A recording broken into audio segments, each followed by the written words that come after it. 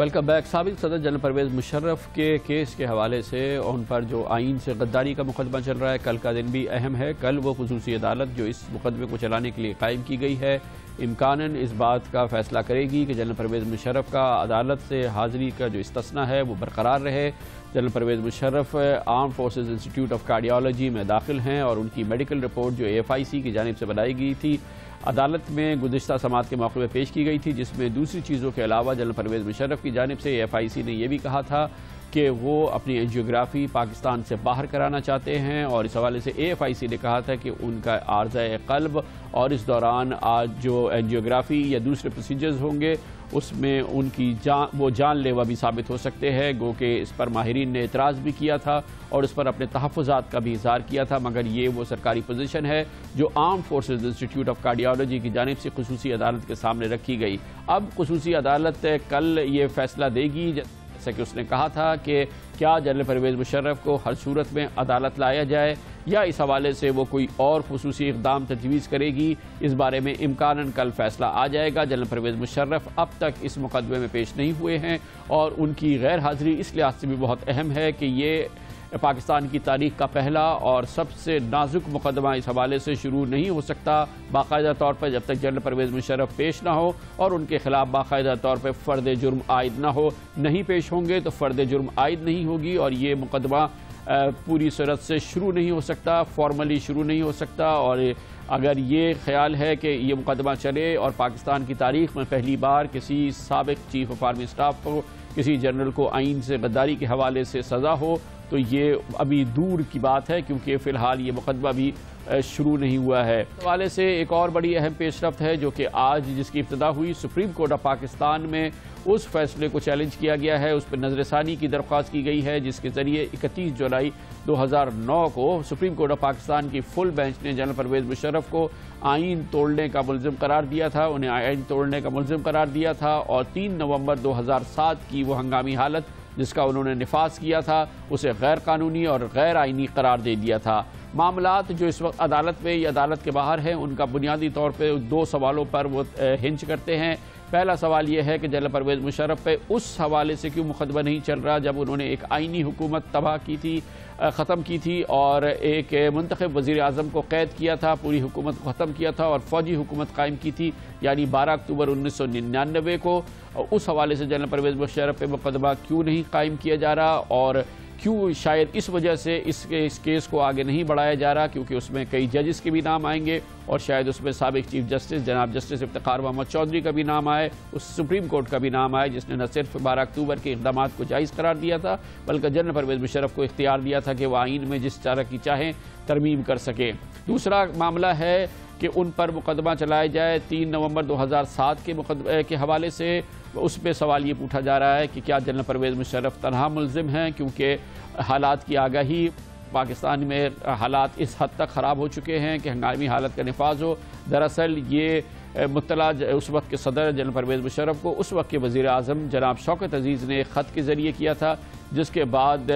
General Parvez Musharraf ने फ़ौजी commanders के साथ और अपने दूसरे नायबीन के साथ सलाह मशवरा करके हंगामी हालत के नफाज का ऐलान किया था। तो वो तनहा मुलज़िम क्यों हो, ये तमाम चीज़ें सामने हैं, मगर इन सब चीज़ों से अहम वो मुकदमा है जो कि इस वक्त जिसकी नज़रसानी की अपील सुप्रीम कोर्ट में दायर है और आज इसका पहला दिन था। इसका फैसला आएगा तो फिर उसका असर भी होगा जनरल परवेज़ मुशर्रफ के उस केस की खुसूसी अदालत में चल रहा है। इस पर बात करते हैं आज की सुप्रीम कोर्ट ऑफ पाकिस्तान की कार्रवाई। इसके लिए हमें ज्वाइन किया है हमारे नुमाइंदे खुसूसी अब्दुल क़य्यूम सिद्दीकी ने। क़य्यूम सिद्दीकी साहब, बहुत अहम मुकदमा, आज इसका पहला दिन था।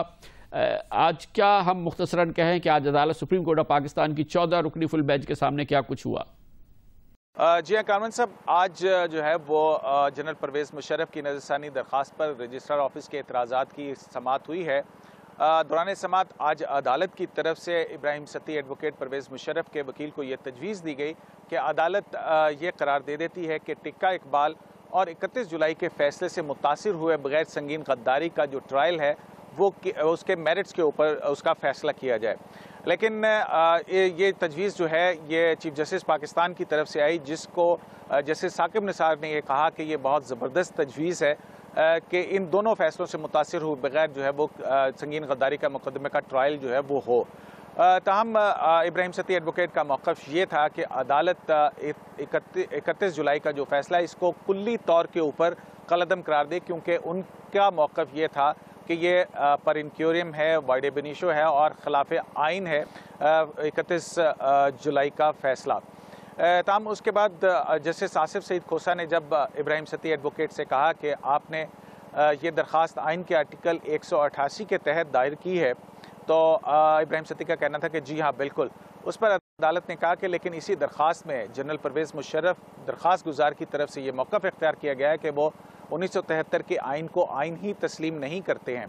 इस पर इब्राहिम सती का ये मौक़िफ़ था कि अगर मुझे फांसी घाट की तरफ ले जाया जाएगा तो फिर मैं ये कहूँगा कि ये दस्तूर साज असम्बली ने आइन नहीं बनाया, बल्कि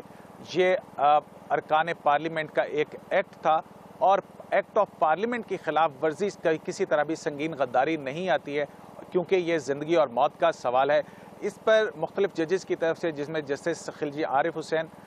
जस्टिस अजमत सईद शेख, जस्टिस नासिर खोसा और दीगर जजेस शामिल थे, उनकी तरफ से ये कहा गया कि हमने इस आइन के तहफ़्फ़ुज़ और दिफा का हल्फ उठा रखा है, हम इस किस्म की बात नहीं सुन सकते हैं। इस पर इब्राहिम सती एडवोकेट का ये कहना था कि अगर मुझे फांसी घाट की तरफ ले जाया जाएगा तो फिर मैं ये तो दलील लूँगा, क्योंकि ये ज़िंदगी और मौत का मसला है।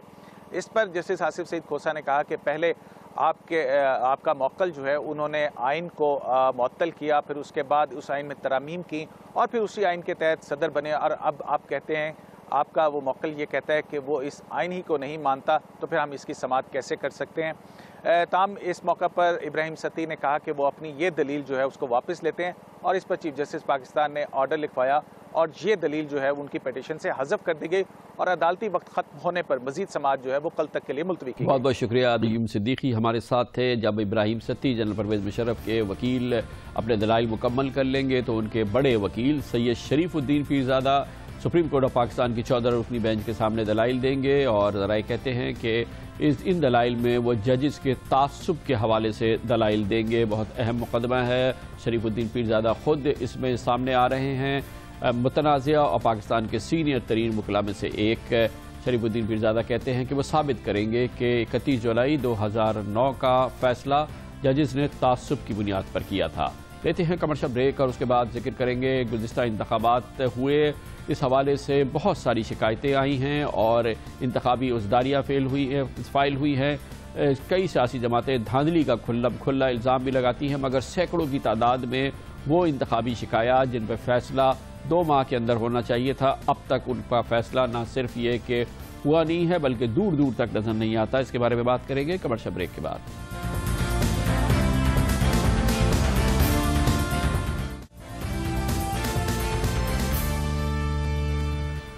गुज़िश्ता इंतखाबात 2013 के हवाले से कई सियासी जमातों ने उन पर एतराज़ात किए। बाज़ सियासी जमातों ने कहा कि बहुत बड़े पैमाने पर धांधली हुई है, बाज़ ने कहा कि महदूद पैमाने पर धांधली हुई है। मजमूई तौर पर इन इंतखाबात के हवाले से आम तासुर यही रहा है कि मसाइल ज़रूर पैदा हुए हैं। इसी की वजह से उस वक्त के चीफ इलेक्शन कमिश्नर जनाब जस्टिस फ़खरुद्दीन जी इब्राहिम ने अपने ओहदे से इस्तीफ़ा भी दिया, और इस हवाले से मुख्तलिफ ठोस शिकायत भी मुसलसल सामने आती रही, जिसमें ख़ास तौर पर वो स्याही थी जिसको कि अंगूठे पर नस्ब करना था, और इस स्याही के बारे में पता चला कि ये मतलूबा क्वालिटी की स्याही नहीं थी, जिसकी वजह से धांधली की शिकायत और उस हवाले से फ़ैसला करने में मुश्किल हुई है। इन इलेक्शंस के हवाले से मुख्तलिफ सियासी जमातों ने, उम्मीदवारों ने इंतखाबी उज़दारियाँ फ़ाइल की थी, लेकिन इस हवाले से जिस तेज़ी से इंसाफ होना था और तेज़ी से ये दरख्वास्तें निपटाई जानी थी, वो सुस्त रबी का शिकार नज़र आती है, और इसी वजह से आधे से ज़्यादा वो इंतखाबी शिकायत जो इन इलेक्शंस के हवाले से फ़ाइल की गई थी अभी तक उन पर फ़ैसला नहीं आया है, बल्कि अक्सर में अभी कार्रवाई भी नहीं हुई है। इलेक्शंस के हवाले से तकरीबन 405 दरख्वास्तें दायर की गई थी, जिसमें शिकायत की गई थी कि धांधली की गई है। 405 हलकों में ऐसा हुआ था, और इसके लिए इन दरख्वास्तों के हवाले से अब तक सिर्फ 167 दरख्वास्तों पर फैसला हो चुका है, यानी कि तकरीबन 40% दरख्वास्तें निपटाई गई हैं, जबकि 238 दरख्वास्तें अब भी ज़ेर समाअत है, यानी कि 58% इंतखाबी शिकायत के हवाले से दरख्वास्तों पर फैसला नहीं हुआ है। इन दरख्वास्तों को निपटाने के लिए पूरे मुल्क में 14 इलेक्शन ट्राइब्यूनल्स कायम किए गए थे, जिसमें से पंजाब में 5, सिंध में 3, खैबर पख्तूनख्वा में 3 और बलूचिस्तान में 3 शामिल थे। इलेक्शन ट्रिब्यूनल्स पर लाजिम है कि वो 120 रोज़ के अंदर हर इंतखाबी शिकायत के बारे में फ़ैसला दे, मगर मुख्तलिफ वजूहात की बिना पर ये न सिर्फ फैसले नहीं हुए हैं बल्कि इनकी कार्रवाइयाँ भी तातुल का शिकार हैं, जिसकी वजह से तकरीबन 58% दरख्वास्तें ऐसी हैं जिस पर फैसला नहीं हुआ है। और इस हवाले से ये कई ऐसी नशिस्तें हैं, तकरीबन 150 के करीब ऐसी नशिस्तें हैं जिन पर के इन फैसलों का असर हो सकता है। इंतखाबात सन 2013 मुतनाज़िया किसी हद तक ज़रूर थे, ये बात अब मुसल्लमा तौर पर साबित होती नज़र आ रही है। इसके साथ ही हमारे आज के प्रोग्राम का इख्तिताम होता है। कल आपसे फिर मुलाकात होगी। कल तक के लिए कामरान खान को इजाज़त। अल्लाह हाफ़िज़ नासिर।